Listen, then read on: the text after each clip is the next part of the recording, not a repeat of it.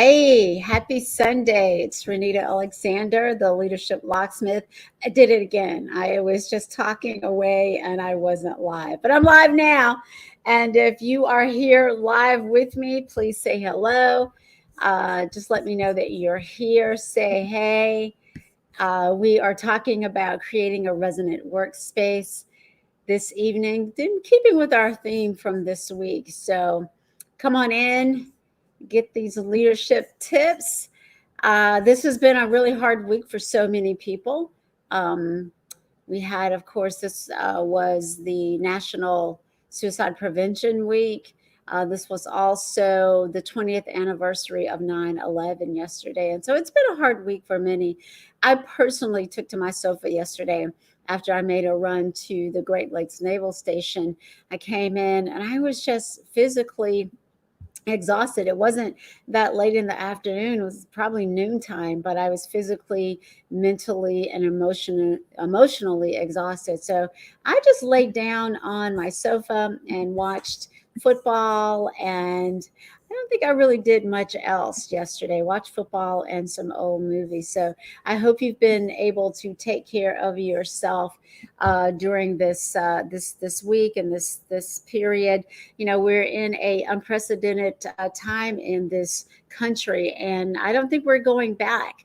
We're not going back. We keep talking about normal, but it's not. We're not going to go back to normal. We just have to get comfortable with grief and loss and all the things that are different, and get comfortable with that so we can go forward. But anyway, this is Set It Up Sunday. It is my weekly conversation where I talk about how you can set up your week, your month, your year, your life for success. So I see Christina is here. Hey, Christina, missed you today at Just Breathe. So happy to see that you are here with us today. As I said, the theme this week on my social media, has been about creating the work environment where employees can thrive. And that is called resonance. And creating a resonant workplace environment is the primal responsibility of the leader. Yes, bottom line is important, making sure that investors have a return on their investment, all of making money, creating a product. All those things are important, but none of these things happen without team members that can help make that happen. I mean, you can have a vision as the leader, you can have a great idea, you may be even able to execute some things, but you can't do it all. But a resonant work environment where employees can thrive is unfortunately not the environment at most US companies. So Gallup Company has done a ton of research in this arena. And they report that 70% of employees are disengaged. 70%. And 13% of those 70 are actively disruptive. In other words, they're trying to disrupt whatever is going on in the company.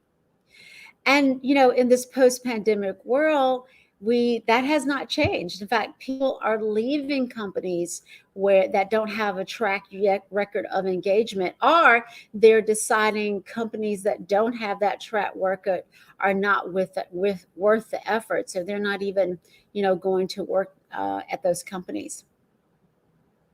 When people leave companies, it's usually about the people leaders they encounter on a regular basis. Because employees don't leave companies, they leave people. And specifically, they leave people leaders who aren't doing a great job leading people. And an unfortunate thing is most companies don't think about their mid and lower level leaders when it comes to leadership training. But the thing is, most people don't see the very top leaders on a regular basis. They see their mid-level managers, and that's how they get a flavor of the company. So it's important, it should be important, that companies train leaders at all levels, but unfortunately that doesn't happen. And so those leaders that are in the companies that are creating a toxic environment that may lead to disaffected, disengaged employees aren't doing it on purpose. They just don't know any better. The best leaders are those who understand their leadership DNA so they can lead in a way that is authentic and create that resonant environment that allows those they are privileged to lead to do the same, to be themselves, to be authentic, to be their authentic selves, and use the gifts that they have, that they are innately, and the things that they are innately talented to do. So we're going to talk about how you can do that, whether or not you have training or not. And so the first thing is authenticity. And so just understanding what your strengths are. You don't have to go through some formal training to do that. You can take one of the many assessments that are out there. If you're not sure, you can ask your friends and family, what are you really good at? And then really lean into those strengths, because leaning into those strengths is going to give you a level of confidence that you may otherwise not have. And when you're leaning into and operating in your strengths, you provide more space for those employees to do the same. And that's one of the ways that employees stay engaged, when they can operate in their zone of genius, in those areas that they are innately talented in. So that's one thing that you can do. The other thing you can do as a leader is to show compassion. One of the things that has been a theme throughout this last year and a half is that leaders who are kind, who show compassion, who are flexible, get a lot more engagement and involvement from employees. So that's something that you can, learn how to be better at. If that's not naturally who you are, that's something you can think about, how to be more compassionate toward the people that you are privileged to lead. Now, it doesn't mean that they're, uh, you know, that there's no expectations around being kind. It doesn't mean that you don't tell people the truth. It doesn't mean that there's no standard. It just means that you are genuinely kind and authentic when you share, maybe those difficult conversations or those difficult truths with the people that you lead, which kind of delves into the next thing. You can be strong as a leader. In fact, strength is an important quality in a leader. That's one of the things that people look at before they decide if they want to follow the leader. We want leaders who are courageous. We want leaders who can make difficult decisions. We want leaders who can stay the course when things get a little tough. But a lot of times leaders mistake, being strong with domineering and controlling and harsh behavior. And that's just not really necessary to be strong. One other thing that you can do to create that resonant work space is to be confident, not cocky. I often ask this question: is it wrong to tell or to not tell the self-assured leader that they're wrong?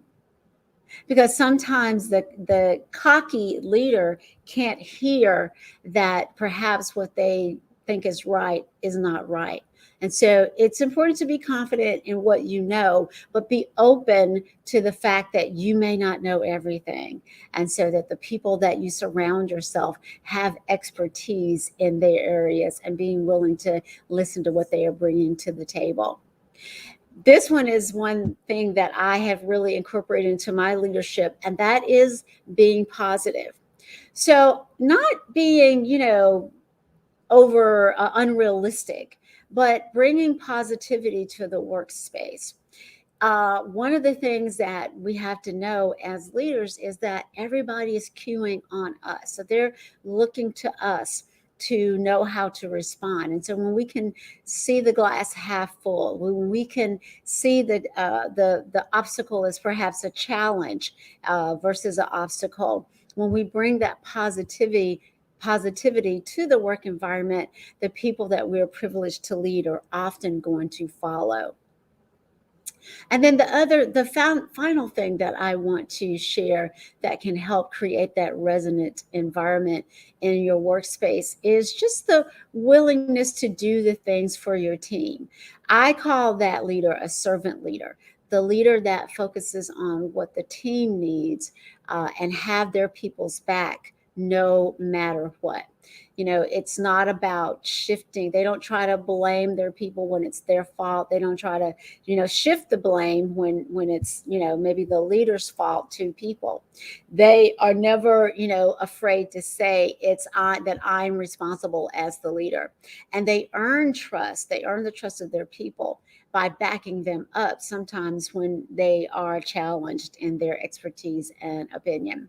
So, great leadership, it takes all kinds of leaders to be great, all kinds of leadership traits to be great. Just because you may not follow a model that you've seen in your workspace doesn't mean that you can't be a great leader. It's all about leading authentically, leading with compassion, leading with confidence, leading with strength, leading with compassion. Those kind of things will get you followers, get you engaged and enthusiastic employees every single time. So that's about all I have for the 15 minutes that we have scheduled for Set It Up Sunday.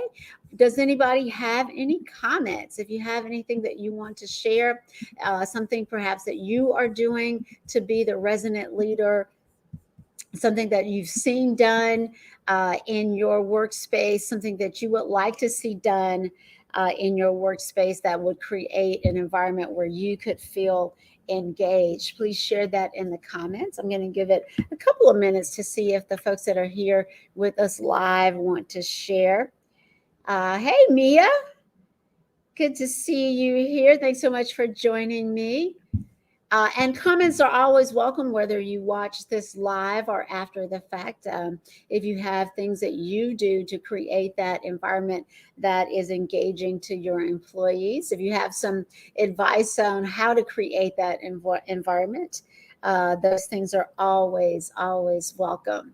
So let's see. I'm not seeing anything other than hello. Thank you for saying hey.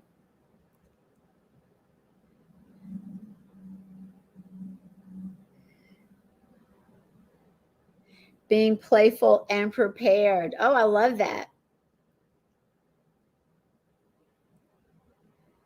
Yes.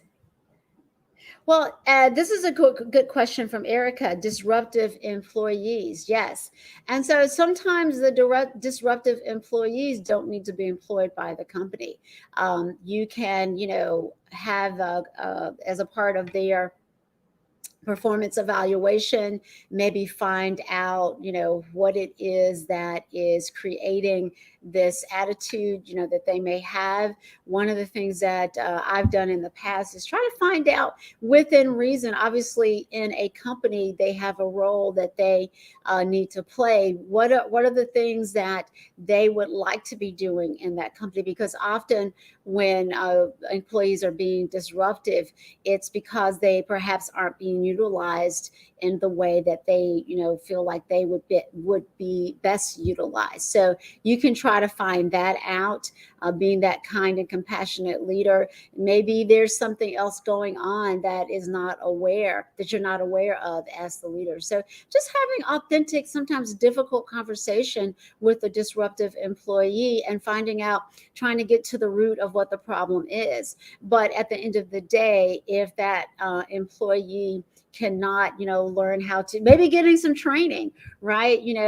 Helping that employee respond thoughtfully using that frontal cortex versus reacting emotionally. So you can offer the employee some, remedial training. You can go back and try to figure out what would make that person an engaged employee. And then ultimately, you may have to make the decision that the employee is no longer a fit for your company.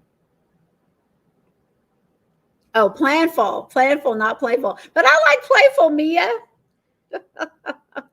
I like playful. I mean, you got to have fun in your workspace.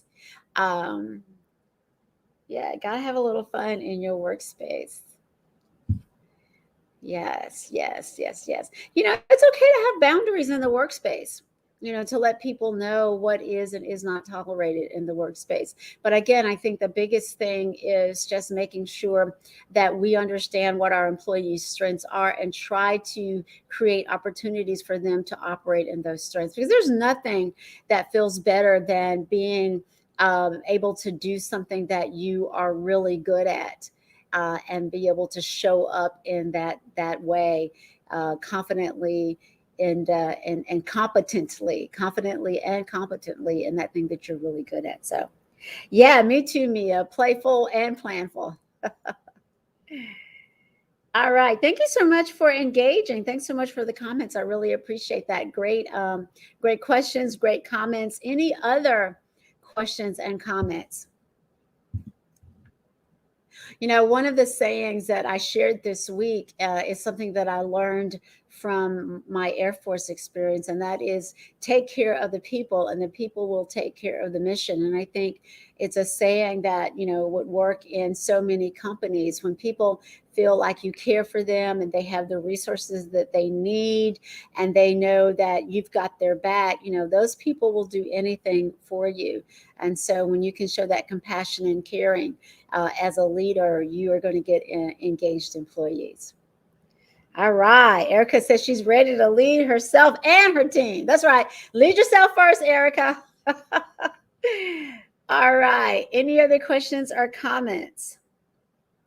Mia, that was a good one also, giving that disruptive employee some responsibility, but in alignment again with his or her strengths. Finding, something that he or she can do that's in alignment with his or her strengths. All right. Well, again, thank you all so much for engaging.